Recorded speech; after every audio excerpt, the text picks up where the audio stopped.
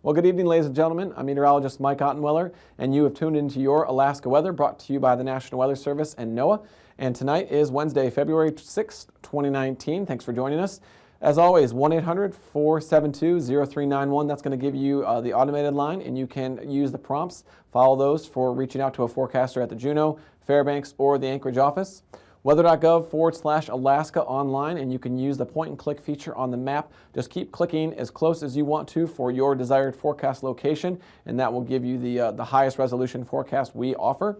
And then nws.ar.tvweather@noaa.gov is our email address here at the TV desk, and Mr. Dave Snider or someone will get back with you as soon as possible.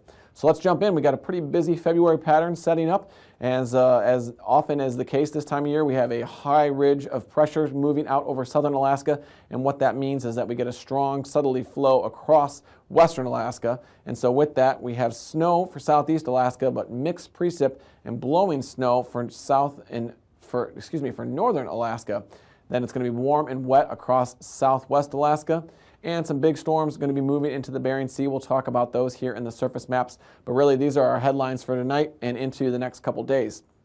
So let's take a look at our hazards that are out there tonight. For southeast Alaska, you all are seeing the end of your winter storm products. So you have a warning really stretching from just southeast of Yakutat up by the Haines and Skagway area, and then stretching down towards Ketchikan. That winter storm warning is due to expire at 6 p.m. this evening, as well as the advisory just east of Sitka, and that is also due to come down at 6 p.m. this evening, Wednesday evening. Check with your local office for any updates on those products. A small area of dense fog, an advisory has been issued for that in the Matanuska Valley. Fog at a half mile or less at times, and that's in effect until midnight tonight. Then we'll slide to the next image here, and this is really where we have our highlights across much of the state, stretching out from all the way down by Hooper Bay, all the way up through Arctic Village, through the northern Yukon Valley, and with that what we see is a suite of winter storm warnings. Most of these are going to be for mixed precipitation, so freezing rain, snow, accumulating snow, and some pockets of blowing snow here across southwest Alaska near the Norton Sound area, and then stretching up towards the Bettles area. Once you get a little bit further north, that's where the colder air is, and that's where we have a better chance for blowing snow, and so that will reduce your visibilities along this area.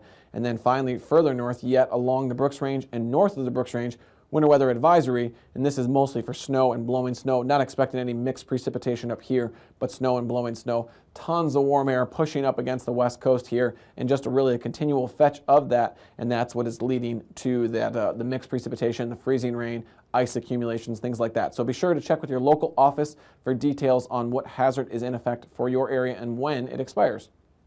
So let's jump in now to our satellite here, and we can see where all that moisture is coming from. Really surging up here along the west coast. One frontal system slowly weakening here up near the Kotzebue Sound, and then the next system is already right on its heels, and that's going to be the name of the game for the next couple days. System after system moving up along the west coast, really running into this ridge of high pressure, bringing these clear skies here. This moisture has nowhere to go but up along the west coast, so these bright cloud tops reflecting off of are showing how strong that precipitation is and how much warm air is causing lift underneath these underneath the lower level of these clouds and pushing them higher up in the atmosphere.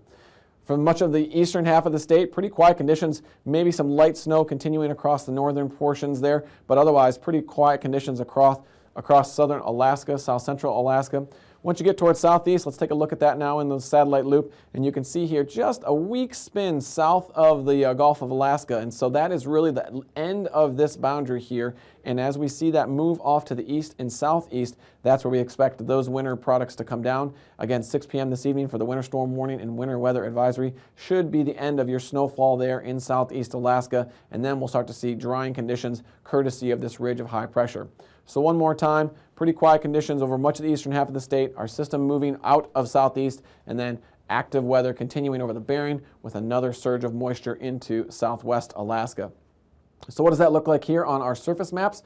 Well, there it is, really the key of the whole map here. You can see the tight lines of isobars, and that means gusty winds and usually strong advection or strong push of moisture and warm air. Here's our warm front, our second warm front after the first one has already made its way through, and then areas of freezing rain. It's not going to be very nice. When you have freezing rain falling with snow, you get ice accumulations. That rain can really make a crusty surface on top of your ice. So pretty hazardous conditions out in these areas here. Hard to get that stuff off the windshields as well, so driving or commuting can be a challenge with freezing rain. Up further to the north, that's where we see the snow and the blowing snow pockets, and then even some possibility of some blowing snow along the Arctic coastline there, but really the main restrictor to visibility is going to be some fog up there with high pressure starting to move in. Some light snow is continuing to report just north of Eagle, and that is tapering off to the east as we speak. And then as we get down towards the Aleutian Change, that's where we can see even more warm air making its way in. So really here's where we're focused on the rain moving up with the warm air. Then as soon as you get behind this system, this cold front, that's where we have a lot of cold air starting to wrap in behind this. This is going to set the stage for a stronger system to move in to the Bering Sea as we go into the next couple days. For southeast Alaska, that's where our area of low pressure with this kind of inverted trough is just slowly starting to spin its way out of the area, and the rain and the snow should begin to taper off as we go through this afternoon and into the overnight hours tonight, 6 p.m. Again, we're expecting those advisories and those warnings to come down. And there you can see by tonight, really starting to see that area of precipitation move off. Maybe a few lingering snow, rain showers, but otherwise it's going to be drying conditions for you all in southeast Alaska as we go into the overnight hours. For south central Alaska, you can expect just some foggy conditions. This could possibly be an impact to aviation, but foggy conditions around the Cook Inlet, any open source of water, expect the potential for fog to develop tonight and some low stratus. And really along the west coast, that's where we have the rain, the freezing rain, and then again the snow, blowing snow up as you get farther to the north where the colder air persists. Some blowing snow is also possible along the Arctic coastline there, certainly along the Brooks Range where we have those winter weather advisories. And then our area of low pressure spinning out over the Bering Sea, bringing a mix of rain and snow showers to that area. Can't forget to rule out the possibility of an isolated thunderstorm or two for the marine interest and aviation interest out there. On to Thursday now, and again, just not a lot of change in this pattern. Southwest Alaska and western Alaska, you guys will just be continuing to be blocked by this ridge of high pressure, sending all that moisture and all that warm air into places where it really doesn't belong in February, up into the northern half of Alaska, north of 60 North. Shouldn't really see this much warm air, but that's what's causing the problems. So again, freezing rain expected on Thursday with more snow, blowing snow, and then rain into southwest Alaska. Pretty quiet conditions across south central and southeast Alaska with high pressure moving in, maybe some light offshore flow developing for southeast. And then out towards the Bering as we go from Thursday into Friday, that's where we have our next strong system developing at 951 millibars. Pretty intense system, possibility of some hurricane force winds. So if you have marine interest out here, be advised that it is going to be a rough seas and high winds throughout that area as that system develops. As I look back out towards western Alaska, the end of that front is finally starting to move through, starting to see some improving conditions, but still snowfall expected on into Friday. So some of those advisories and warnings out through Friday. And then high pressure out over the Gulf of Alaska at 1034, really starting to take control of south central and southeast Alaska, so keeping conditions quiet there at least through the end of the work week. How about for our temperatures? Well, let's take a look here and you can see what we'd expect. Really, there's a pretty good dividing line for tonight's overnight lows into Thursday morning. Expecting temperatures all the way up into the low 30s, all the way up into Kotzebue Sound, and then once you get inland, all the way down to -11 in the upper Yukon Valley, single digits across much of the Copper River Basin as well. Generally around 20 for south central Alaska, and then for you in southeast Alaska, hovering right around the freezing mark overnight tonight. For Thursday afternoon, expect temperatures to warm up a little bit into the mid-30s for southeast Alaska. For the eastern portion of the state, generally going to see things right around the 10-degree mark. And then it's when you get towards south central and southwest, temperatures climbing into the mid to upper 30s. For Friday morning, temperature is going to be quite a bit cooler for southeast with clear skies, right around the 20-degree mark. Still single digits for the Copper River Basin and much of the upper Yukon Valley, and still very warm out over western Alaska. And then on into Friday afternoon, temperatures climbing into the mid-30s for southeast and staying quite warm for the western half of the state. Some of that warmer air creeping a little bit further east. And now, aviation weather around Alaska. Okay, let's head on up into your flying weather now. And as you can see here, a pretty widespread swath of instrument flight rules conditions across much of western Alaska associated with that surge of moisture and that frontal boundary kind of laid up right along the coast there. associated with MVFR conditions around that as well. Moisture kind of streaming up along the Aleutian Range and then into the Alaska Range, riding right over top of the mountains and providing those MVFR conditions. Some possibility for some thunderstorms out over the Bering as some cold air aloft mixes into the pattern around that area of low pressure. And then another area of MVFR conditions slowly improving through the day as we look into Thursday afternoon now. You can see that slow improvement from MVFR to VFR across southeast Alaska. MVFR still hanging around over the northern Gulf of Alaska. Not much change expected for the west coast of the state, looking for IFR conditions really stretching up from Cold Bay, Sand Point region, all the way through the Seward Peninsula and into Kotzebue's area. MVFR conditions will spread around that up into the Arctic coastline, and then still some chances for some thunderstorms out into the Bering on Thursday afternoon. How about for Friday morning? Well, here you can start to see our next system finally approaching the area and pushing into the western Aleutians, bringing some IFR conditions there. IFR conditions continuing to hamper western Alaska as that moisture stream really just is connected well down into the tropical area, bringing that moisture all the way from the North Pacific up. So MVFR conditions around that continuing as well. But VFR conditions now for southeast Alaska, things have improved for you all down there and expect that to continue through Friday afternoon. I won't rule out the possibility of some fog around the Cook Inlet areas, southern Susitna Valley, southern Matanuska Valley on Thursday morning and Friday morning. That should be lifting, but it is a possibility that it could create some pockets of MVFR or IFR conditions. Not enough to mention it yet, but just a verbal mentioning. So as we look into Friday afternoon across the west coast, we finally see those IFR conditions have improved, and now we're MVFR across the area, and then our next front moving in, bringing IFR conditions to the western Aleutians. So in Atuvik Pass, you're going to be IFR on Thursday. Adigan, you'll also be instrument flight rules. Lake Clark and Merrill, you all should be improving right on the fringe there, MVFR becoming VFR. Rainy, you should be MVFR through the day.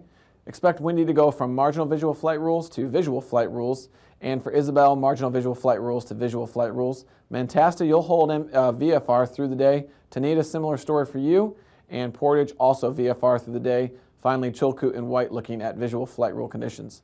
So how about for our freezing level? You can see here down over southeast Alaska about 2,000 feet, and then once you get to the northern portion of the coast, surface freezing level really for much of southern Alaska. Really the only spot where that warm air is getting up is right over where that southerly flow is pushing it into the Alaska Peninsula at about 4,000 feet. Then our icing, you can expect generally a pretty good, isolated moderate stretch all the way from southern portions of the Alaska Peninsula up through the northern portion of the west coast, and really that's generally going to be about 5,000 to 4,000 feet and above. And then above 3,000 feet, a small area out there over the central Aleutians.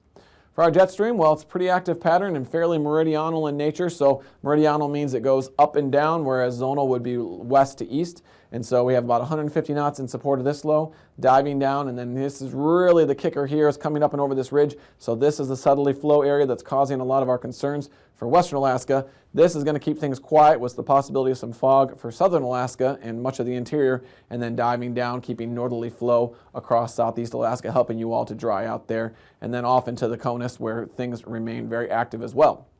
So for our 9,000 foot winds, you can see it's generally a west to east flow across much of the Bering. Right here is the key area. This is where it's really going to focus. Southerly flow meeting up against that westerly flow. It's hard to even draw it. It's such a tight turn, but it turns really sharp here. So we have a sheer access here over the west coast, 60 to 65 knots, and it's really cranking. So therefore, we do expect some pretty good turbulence in that area.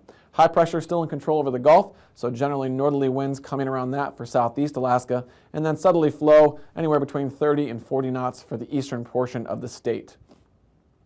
On into the 3,000 foot level, a little bit less intensity, but still the same idea with that southerly flow over the western portion of the state, northerly flow wrapping around this area of high pressure, and then westerly to southwesterly flow kind of coming around these couple areas of low pressure.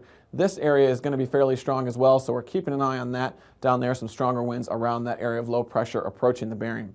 So how does that look for our turbulence? Well, it looks active. Some pockets of isolated severe are possible through terrain, but really it's going to be a considerable moderate all the way from northern Alaska down through the Alaska Peninsula and eastern Aleutians, between 6,000 and 4,000 feet and below, and then another area out over the western Aleutians, generally below 4,000 for isolated moderate.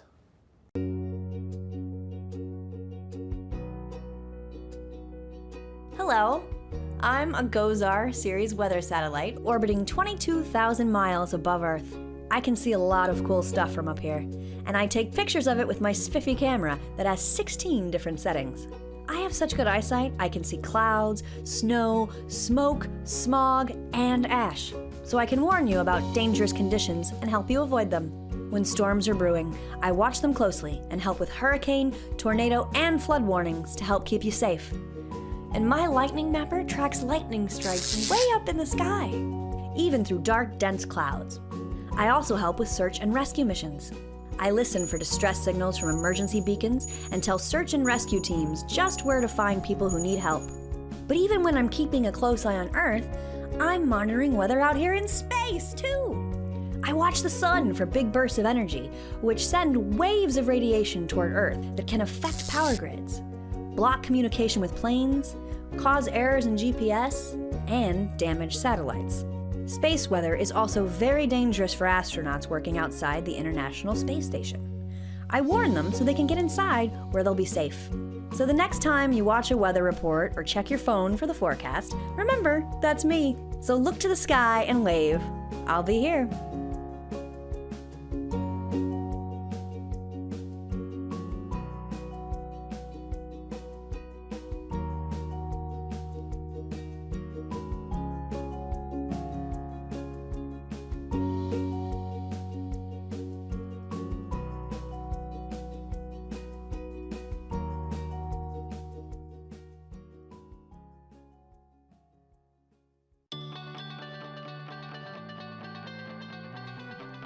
Whoa! Things are looking pretty bad down there. But don't worry. I'm going to give weather forecasters a heads up and help you stay safe. I'm a GOES-R series weather satellite, and one of my jobs is to keep an eye on Earth's weather as I orbit above. But I'm 22,000 miles above Earth. How does your local weather forecaster know what I see all the way up here? First, I have to figure out what's going on. I point my special camera at the Earth and take pictures of the clouds I see below. My pictures show where the clouds are, but I also take lots of other notes about the clouds. For example, how high they reach into the atmosphere, how much rain they might cause, and when a severe storm may be forming. But I can't keep all of this information to myself. I have to share it with weather forecasters down on Earth. A big antenna is waiting for my call. Since I'm a satellite, I send my pictures and notes in a computer language of ones and zeros. Luckily, the antenna speaks my language. Computers connected to the antenna organize my notes and combine all of the pictures and cloud information and translate them into weather maps. They send a version of the maps back up to me. I'll hold on to these for later. Another copy of the maps is split into smaller pieces. This helps the maps move faster from one place to another. The map pieces are then sent for processing before being sent back up in the sky to a communication satellite. From there, the maps are picked up by antennas at the National Weather Service forecast offices in each region. There are more than 100 offices. I also take the maps that I received and send them out to companies that specialize in making the maps more colorful and better for viewing on TVs and computers. The colorful maps and the maps from the forecast offices then go to your local weather forecaster. The forecaster combines the information from these maps with lots of other information, like model forecast data and radar data, to make predictions about the upcoming weather in your area. And that's how I help you find out if bad weather is going to ruin your afternoon plans. You're welcome.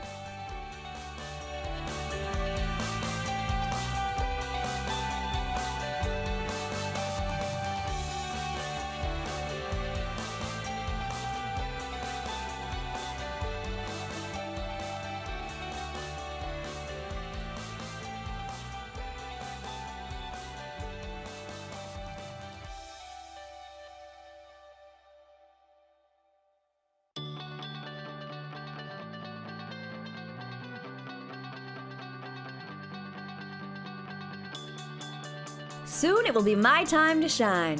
In outer space. I'm the GOES-R satellite. That stands for Geostationary Operational Environmental Satellite. And the R stands for my order in this series of weather satellites. Like my older siblings before me, I'll do a lot for watching weather, but I'm pretty special because I have a lot of new gadgets. I'm originally from Colorado, but my journey to space has a few stops along the way. I'll be shipped in a very special satellite shipping container to Kennedy Space Center. Moving me around is not easy. I'm over 18 feet wide and weigh 6,000 pounds. And then things get really exciting. I get loaded onto an Atlas V541 launch vehicle. A big rocket! Woo! After Atlas and I blast off together, my compartment separates from the launch vehicle and I continue to climb higher and higher. Then I break away completely and unfurl my solar panel and antenna. After that, I have to use my thrusters to get into just the right position, 22,000 miles above the ground and traveling 1.9 miles per second to keep up with Earth's rotation. And then I can officially start my job along with my fellow GOES sisters, where I take advanced pictures for more accurate weather forecasts, map lightning in real time, and improve the monitoring of the sun's activity. It's going to be so awesome! I can't wait!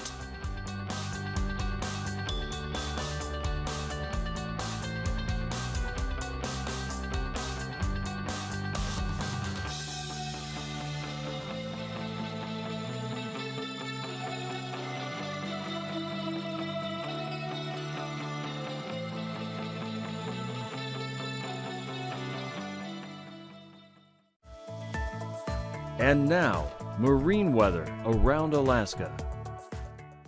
Okay, let's move into your marine forecast now for Thursday, February 7th, and let's start off with our ice analysis from the illustrious Mary Beth Schreck, sea ice expert. And as you can see here across the western portion of the state, down towards the here along the St. Matthew and Nunivak Island, you can see that southerly flow has really started to impinge upon the ice and start to push it back to the north. So Bristol Bay, you've lost most of your ice cover, and now here near Nunivak Island and the Kuskokwim Bay, you're starting to lose some of yours as well. We also just had a report for Shishmaref that there is some open water starting to open up there. So again, southerly flow pulling away from the north coast, packing up against the south coast. Expect that to continue as this warm southerly flow pattern persists for the next couple days. Not a whole lot of change around Cook Inlet, and of course not much change along the Arctic coastline either. On into the forecast now for southeast Alaska. That's where we can see for the inner passageways. Lynn Canal, you're all the way up at Smellcraft advisory level winds for Thursday. North winds 25 knots, seas 3 feet. And then as we get down towards the southern inner waters, 15 to 10 knots and seas generally between 2 and 3 feet. Out over the open waters, expect generally a northwest to northerly wind, 15 to 20 knots across the area and 6 to 8 foot seas for you all. And then on into Friday now, the offshore waters, 10 to 15 knots, becoming a northerly wind out of the west to start and then becoming north and northeast, and expect that to generally produce a 7 to 9 foot sea. For the inner passageways, now we're all up to about 20 or 30 knots across the area from north and northeast, and generally a 4 to 6 foot sea for the inner passageways as well. On into the south central area for Thursday, you can expect kind of a confused flow here with high pressure in charge. We generally see a pattern like this. So you have some light offshore winds for Prince William Sound, for the Cook Inlet area, and then sort of onshore winds near the Barren Islands there, 20 to 25 knots. Seas are going to generally be fairly calm at about 2 to 6 feet. Similar story for Friday, generally a northerly wind across Cook Inlet, but then becoming a little bit more southerly, 10 to 15 knots down near the Barren Islands and the south side of the Kenai Peninsula. Westerly wind across the Prince William Sound and northern Gulf. Seas again fairly calm, 2 to 6 feet. As we get towards the Alaska Peninsula, not as calm there. Generally going to be that southerly push, 25 to 35 knots across the area with the highlight down here south of Sand Point, and expecting seas to be anywhere between 6 and 19 feet. And then on into Friday, expect still pretty high seas, all the way from 10 up to 13 feet here down by the Alaska Peninsula, and generally still seeing that south wind south of the peninsula, but then becoming a little bit more east in advance of that new developing low as we get towards the northern portion of the chain. And then on into Thursday, well, that's where we can see that strongest area of low pressure is to the north, and so we expect that strong southwest wind across the area, so all the way up to 30 knots out of the southwest, 22-foot seas, and then generally a southwest to westerly wind, 20 to 30 knots for the rest of the Aleutians, seas running between 10 and about 22 feet. On into Friday now for the Aleutians, you can expect a little bit more east and south, and then more of a west and southwest wind for the western Aleutians, so right along that frontal boundary there, and you can expect generally seas to run between 10 and 25 feet, and winds are going to be between 20 and 45 knots, possibly pushing storm force winds out over the western Aleutians by Friday. And then as we get towards the west coast, you can see, again, southerly flow across the area, 25 to 30 knots, and seas are going to be generally 6 to about 13 feet here near the Pribilof Islands. And then on into Friday, expect generally that southerly flow to continue, that developing area of low pressure off to the west, and seas are going to generally reflect the southerly flow continuing, so climbing up between 6 all the way up to 23 feet here near St. Matthew Island. For Thursday along the Arctic coastline, south to southeast winds across the entire domain. Seas are obviously ice covered, but 25 to 30 knots along the entire Arctic coastline. And then on into Friday, south becoming southwest wind, 25 knots across the entire area. So some brisk wind advisories have been hosted to deal with that. So let's recap tonight's weather and on into the next couple days. A suite of winter storm warnings and winter weather advisories up across the west and northern portion of the state. Most of those in effect for the next couple days all the way through Thursday into Friday. Some of them coming down at 6 a.m. Friday, some of them midnight Friday night. So be advised if you have any plans up in these areas, flying in or commuting through there, it is going to be a lot of freezing rain, rain and snow mix, and blowing snow as you get towards the colder areas. For Southeast Alaska, you'll see your winter weather advisories and your winter storm warnings come down at 6 p.m. this evening, Wednesday evening, and that is as this area of low pressure moves away. High pressure builds in for you all. Pretty quiet conditions setting up for the end of the week. Similar story for South Central. Possibility of some fog around the Cook Inlet area, but that really the story is going to be western and northern Alaska as this continues to bring southerly flow through the week. Thanks for joining us and have a great night. These forecasts are for planning purposes only. Call 1-800-WX-BRIEF for a formal pre-flight briefing. Always file a flight plan before you go flying. The U.S. Coast Guard Auxiliary urges you to leave a float plan with a friend or the harbor master before you go boating.